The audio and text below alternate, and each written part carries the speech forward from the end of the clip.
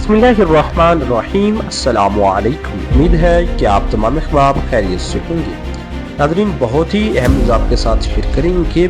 तहरीक लब्बैक पाकिस्तान के हवाले से और हुकूमत की जानिब से जो है बहुत बड़ा फैसला कर दिया गया है।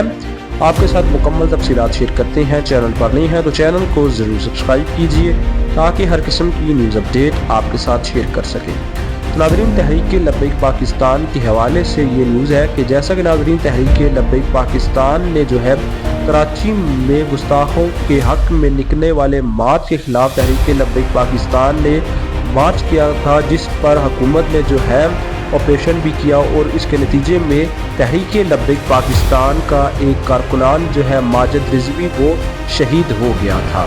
तहरीक लब्बैक पाकिस्तान ने आज जो है उसके साल स्वाब के लिए जो है महफिल रखी है और उस पर तहरीक लब्बैक पाकिस्तान के कायदीन जो है शिरकत फरमाएंगे। तहरीक लब्बैक पाकिस्तान मरकज़ी शुरा के अरकान और तहरीक लब्बैक पाकिस्तान के सीनियर रहनुमा जनाब अल्लामा फ़ारूक अल हसन क़ादरी साहब जो है वो शिरकत फरमाएंगे और वो जो है अगले लाहे अमल का ऐलान करेंगे। और तहरीक लब्बैक पाकिस्तान की जानिब से ये कहा जा रहा है कि इस शहीद के खून का बदला ज़रूर लिया जाएगा।